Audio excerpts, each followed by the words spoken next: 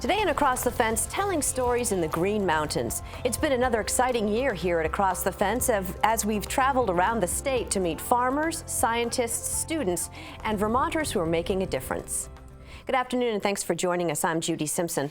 Over the next couple of days, we're going to be looking back at 2016. And to get our year in review started, I'm joined by Across the Fence reporter and editor Rebecca Gollin. It's great to see you. Hi, thanks for having me in. Now, one of the things that people probably don't realize is that our Across the Fence is a team that works with the University of Vermont faculty and staff on some grant-funded programs, and this year was no exception. Can you tell me about some of those projects? Absolutely, Judy. It's so inspirational to see what our colleagues are up to, from working on water quality to soil health, working with kids in 4-H, and to the research that they help farmers do to, improve their bottom line. Long story short, our colleagues are working day in, day out to share information that can help improve the lives of Vermonters. And grants are one way they do that. This year, Keith Silva and I had the opportunity to work extensively with Ben Waterman from the Center for Sustainable Agriculture on a series of videos for new American farmers. Those videos provided information about how to get a farm business started. We also worked on a series about farming and climate change, which I'd like to share a couple minutes of. We are facing the reality that the climate is changing.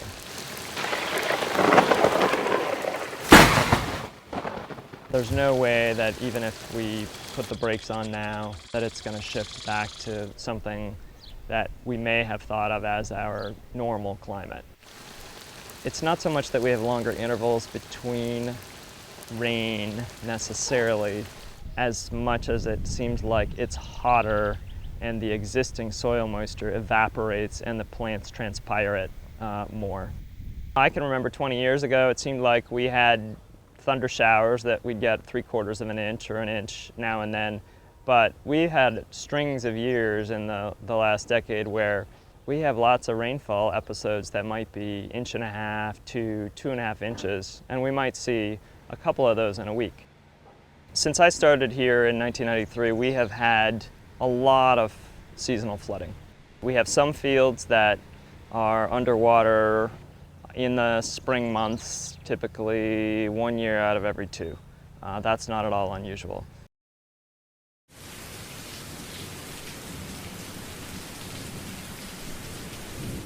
Looks like a lot of great information. And it's not all farming and research, though. You spent some time with some high school students as well. That's right, Judy. I was really impressed with some of the work that I found high school students doing this year. One group that I met from the Champlain Valley Union High School had an assignment to come up with something that could improve the world. It's an understatement to say they accomplished that. Every fall at Champlain Valley Union High School, humanities teacher Stan Williams and his team challenge their students to come up with an idea or innovation that could improve the world. We start with kids thinking about what is it that you love, what is it that interests you, what are the things that keep you awake at night, what are the things that have impacted you or your family or that you see on the news or you read about that are interesting. Tensing and her group decided to focus on the issue of water scarcity in Africa. Water is something that we should all have. We use it every day in our showers, food, everything. And in Africa and South America, and even in our own country and state, there are people who don't have access to it or limited access where it's really bad and can cause many diseases. The students came up with an initial concept and then were matched with community partners to pitch their ideas and get advice on how to proceed. I looked at their dirty water and their clean water samples and was fairly amazed and said, well, let's do some testing actually. Let's take this to the lab and get some data. Joshua Faulkner is the Farming and Climate Change Coordinator at the University of Vermont's Center for Sustainable Agriculture. He is a soil and water engineer and has spent time working on water quality issues in West Africa. He met with the group to offer feedback on their project. initially they were looking at filtering with a coffee filter, and we talked about the availability of certain materials and coffee filters not being widely available in West Africa. And I said, you know, but textiles, there are a lot of textiles available. We were trying to design a prototype that would be realistic, so we took things that we kind of had around our house. With a workable design for their water filtration system, the group got some water sample kits from Faulkner. They sent samples of both the original and the treated water to be tested for E. coli. The results were surprising. It didn't just work, it worked really well. It purified the water. The original contaminated water had a maximum probable of 1,300 E. coli, and the one we purified had 1, so that's really good. Drinkable. Is that as impressive as it sounds? Actually, I think it is. It's definitely not what I expected. I also found some high school students getting hands-on in Essex.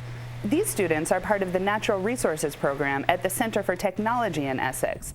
They're learning about integrated pest management and aphid control, which is a crucial part of managing any greenhouse.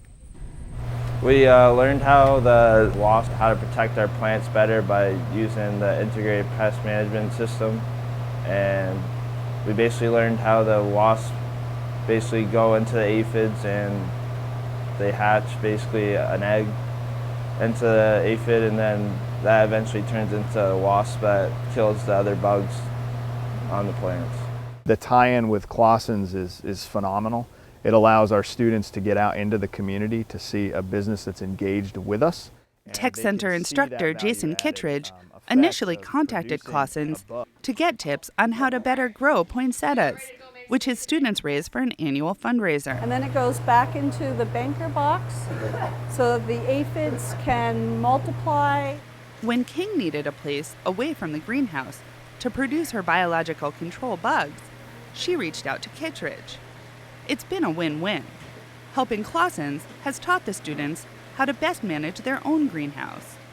Goes back to cost savings and what's best for the plants that we're producing. So if I don't have to apply a pesticide or an outside application onto a product that we're trying to market, the students can see the value that's added to that and hopefully the revenue that's produced from not spending the extra capital. It ties in with the greenhouse. Basically the greenhouse, we have plants that we need to protect so we can get a good profit out of them and basically have plants for people to buy, and that's how we purchase more plants the next year, and so it all kind of connects.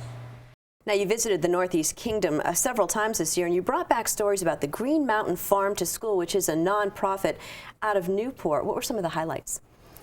Judy, I just can't say enough wonderful things about this organization. They do so much for their community, not just the schools, but also the farmers, the institutions, and the families that live there. I visited the Lowell Graded School this fall and got to see how the school has taken their healthy initiative a step further and gone from growing their own vegetables to composting them. But there's so much going on in that corner of the state, and a lot of it is due to Green Mountain Farm to School. Earlier this year, I learned about a program that they were offering that provided low-income families with coupons for fresh fruit and vegetables. We know that 18% of our children and families in the Northeast Kingdom are living in poverty, and so they're having to make tough choices on a daily basis about how to spend their limited resources. Catherine Sims is the executive director of Green Mountain Farm to School. The organization works with schools, institutions, and farmers to promote access to healthy local food. For a new initiative, they've teamed up with local markets around the Northeast Kingdom to provide coupons for fresh fruits and vegetables. We received funding to offer 400 families in Orleans and Essex, Vermont, who participate in the 3 Squares Vermont program, the Supplemental Nutrition Assistance Program. So we had 400 coupon booklets to distribute to eligible Vermonters, and they received $75 in $1 increments to spend on fresh fruits and vegetables only at 5 participating grocery stores. To spread the word about the program, around 2,000 households in Essex and Orleans County received a letter inviting them to enroll in the program. The coupons were then distributed at a number of participating stores on a first-come, first-served basis. The whole store was packed the day that they were signing out. As the manager of Kingdom Market in Island Pond, Sherry Sargent was there the day the coupon books were given out. You saw a variety of different people getting them. People with children, older people. It wasn't just set on one age group. The idea is to make using the coupons convenient by incorporating the stores that people in the area are likely to shop at. The majority of Vermonters are already shopping at grocery stores, and we want to make it easy for them to access fresh fruits and vegetables where they're already shopping. The group also works with area farmers to get as much local food into the participating markets as possible. We definitely saw an increase in sales after the coupons. Farmer Bill Manning says that people were so enthusiastic about their coupons that many started using them right away. Manning planned ahead to bring extra produce to the store the days the coupons were distributed. Green Mountain Farm to School and Sherry gave me a heads up that they'd be signing people up. So on those days we brought, in addition to lettuce, spinach, kale, etc., we actually added tomatoes. I think by that time we were into the corn season, so we did more corn, sweet corn. That's always a big hit. In-store taste tests by Green Mountain Farm to School staffers every month highlight a variety of produce and also give the community the chance to try something new. There are recipe cards available, as well as tips on storage, handling, and food preparation. I found another approach to getting food from the farm to the Vermonters who need it. At a new facility in Winooski, salvaged food is cleaned, packed, and distributed to food shelves around the state. Currently, we have more than 14 million pounds of wholesome vegetables and berries being left on farms every year. Teresa Snow is the executive director of Salvation Farms, an organization that gathers and distributes some of that surplus. She says that there are a lot of reasons that farmers might wind up with excess food.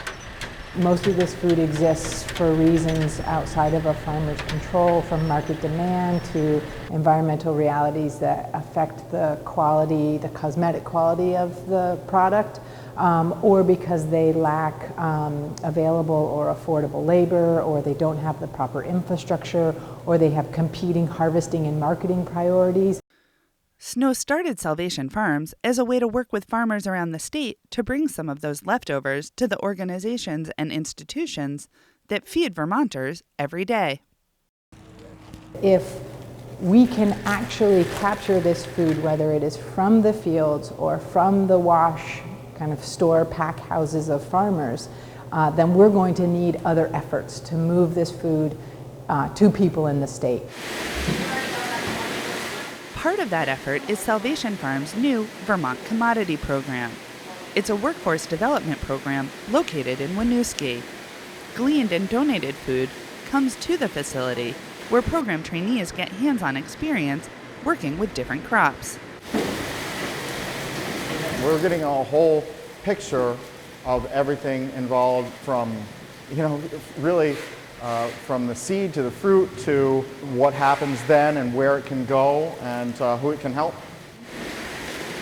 Adam Gardam has worked in restaurants in the past, but wanted to expand his skills and learn more about the food industry. He heard about the program through the Department of Labor when looking for a new opportunity. He found that and more.